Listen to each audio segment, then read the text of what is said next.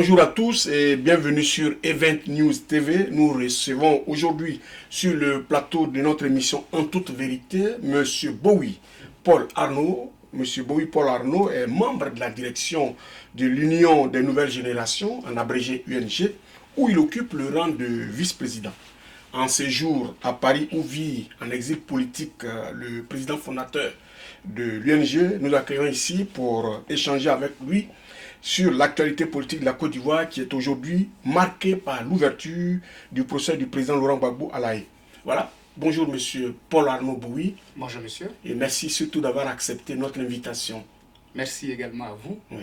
Vous êtes vice-président de l'UNG. Comment se porte votre parti? Mais à merveille. Notre parti se porte à merveille. La preuve, nous sommes régulièrement en activité. Au moment où je vous parle, nous avons fait partie d'un certain nombre de délégations sur le terrain, à l'effet donc de mobiliser, de remobiliser nos militants depuis la crise de 2011. Nous sortons également d'une convention qui a eu lieu au mois de juillet dernier à Daloa.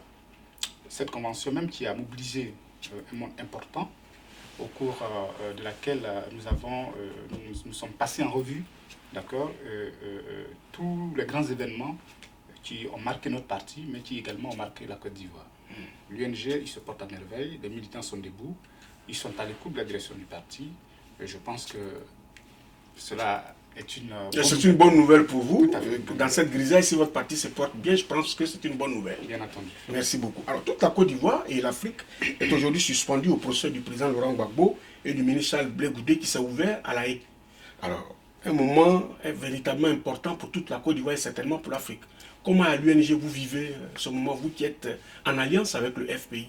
Bien entendu, le FPI est donc un parti allié. Le président Laurent Gbagbo, qui en ce moment est incarcéré à la CPI et qui donc fait l'objet d'un procès, est le président fondateur donc, du Front populaire ivoirien. Nous sommes donc des alliés, comme vous l'avez dit tout à l'heure. Ce moment-là, nous le vivons comme un drame.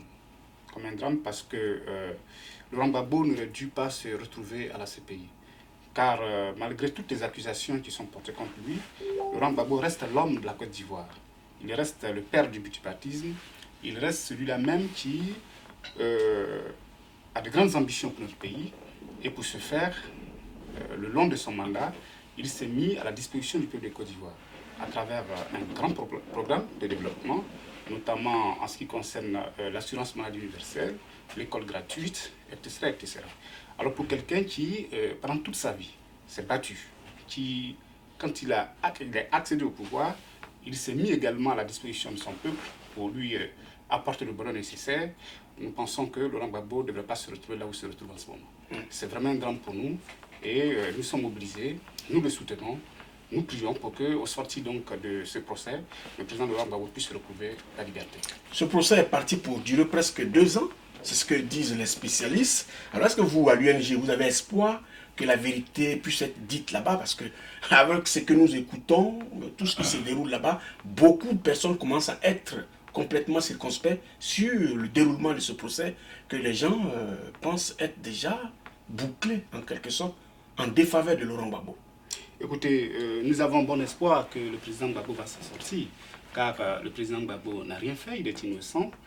Vous avez vu que les différentes dépositions ne tiennent pas parce qu'ils sont décousus, ils n'ont aucun argument véritablement valable pour la condamnation du président Laurent Gbagbo. En tout cas, à l'UNG, nous sommes convaincus que quel que soit le temps que ce procès va durer, Laurent Gbagbo va s'en sortir sans grande difficulté.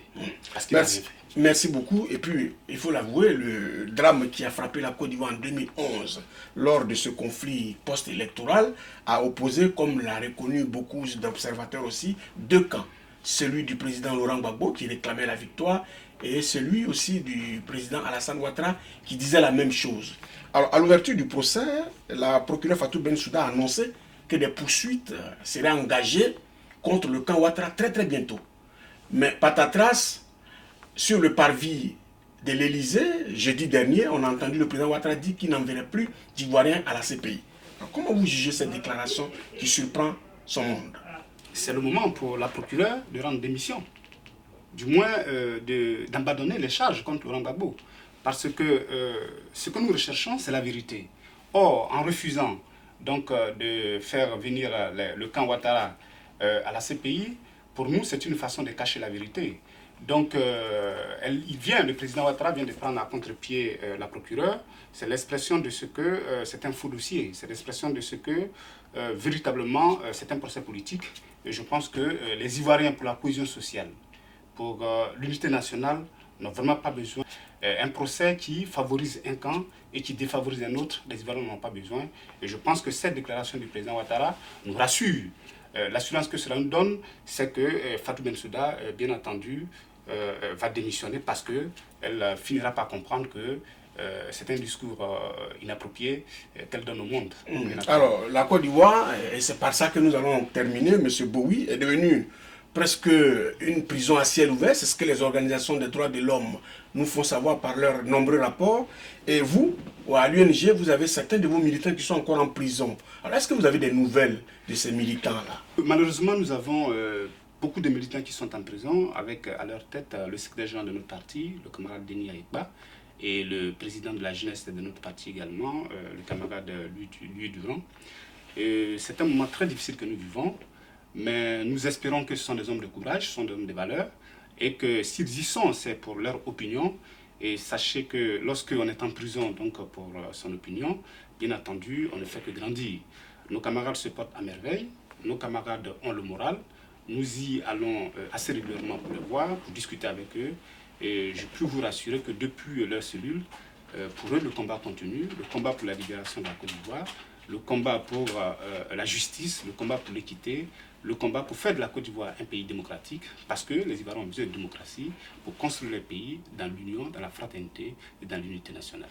Monsieur Bowie, nous allons terminer cet entretien, mais évidemment, avant de nous quitter, nous aimerions bien que vous annonciez à nos téléspectateurs votre mot de fin.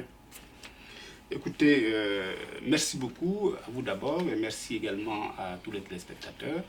Je peux vous rassurer que l'Union des nouvelles générations, dont je suis le 4e vice-président, dirigé par le camarade Stéphane Kipré, est un grand parti, est un parti d'avenir.